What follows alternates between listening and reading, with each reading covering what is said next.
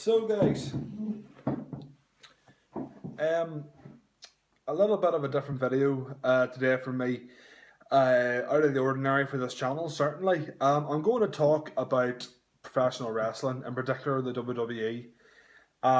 As most of you probably well know, I'm a fan of wrestling as well as movies. I'm a big fan of wrestling, actually. Constant source of ridicule from some people I know, but I'm a huge fan of it.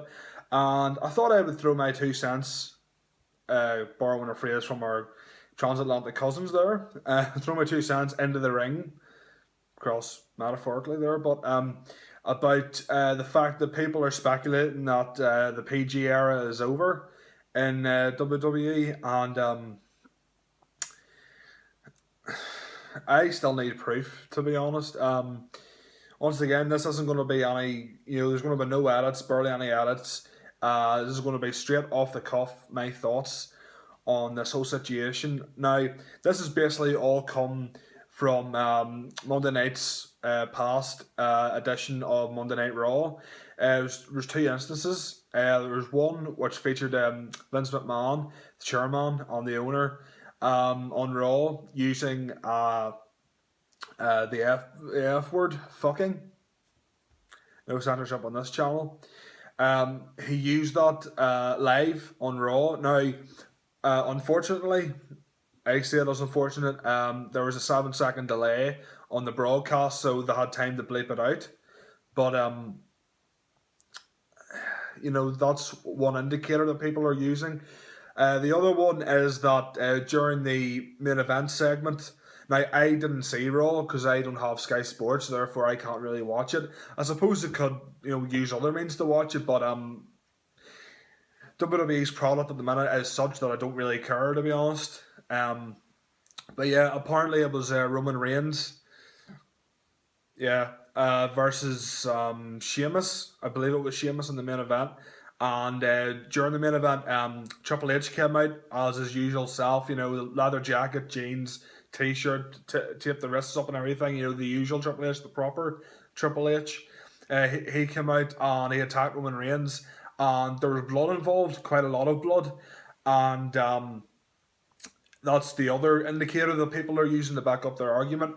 Now, the problem I have with this is that there was also an article that came out yesterday, I believe it was yesterday, from Aaron Rift at NoDQ.com, and it basically states that Dave Meltzer from the Wrestling Observer newsletter, he has gotten word that apparently WWE is going to start producing more edgier content, not quite as edgy perhaps as the Attitude Era, even the Ruthless Aggression Era, but more edgier product than they have been doing for the past 5 years or so, 5-6 years or so.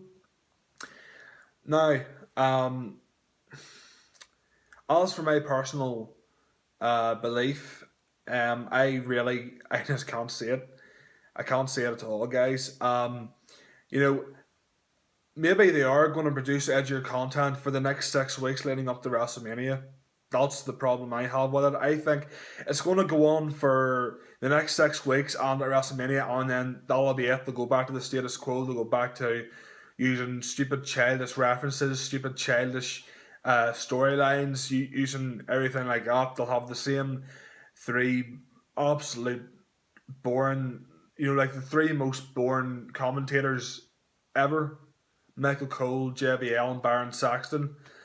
I believe they'll still use them, and Vince will still be feeding them lines that are absolute garbage. So yeah, I personally, beyond the next 6 weeks, I don't see it happening long term.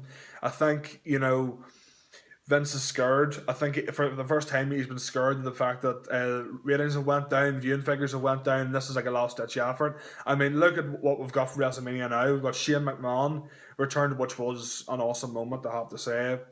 I had goosebumps. We'll have him coming back facing Undertaker in a Hell in a Cell match.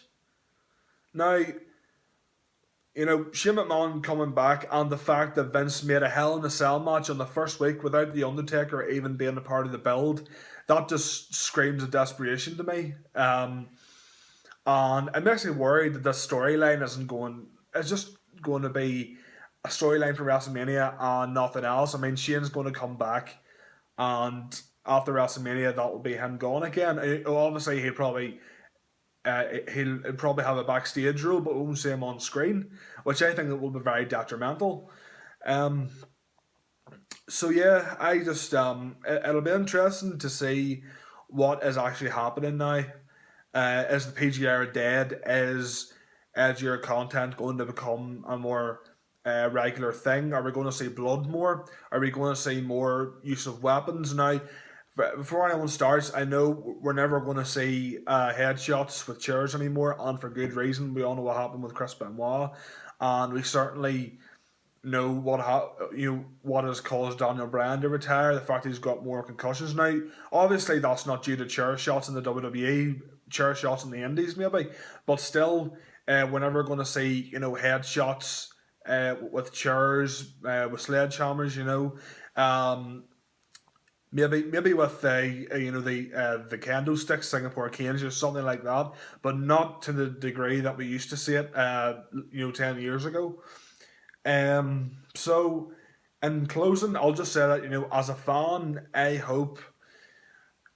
really hope that WWE does start to push themselves. They do start to push storylines.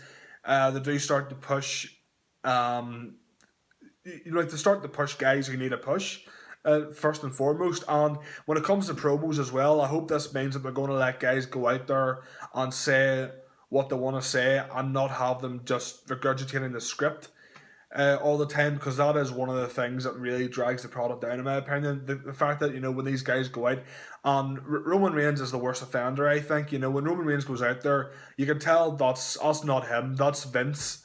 That's Vince, and that's Kevin Dunn back in the production truck. That's them telling him what to say. It just doesn't feel organic. It doesn't feel realistic, and it doesn't feel entertaining. So, in closing, guys, I hope that this is a new start for WWE, and I hope they've actually realised that, there is competition fast rising out there, and NXT is one of their main competition, and it's one of their homegrown brands, and that is not good for business. So, I hope they can start anew with this and make the product better and more entertaining for the fans. So anyway, guys, if you like this video, please press the button, subscribe if you haven't done so already, and check out all my other videos. I've just done part 2 of my top 100 movies. Please check it out, guys. And as always, I've been Jason Black. You guys have been awesome. Take care.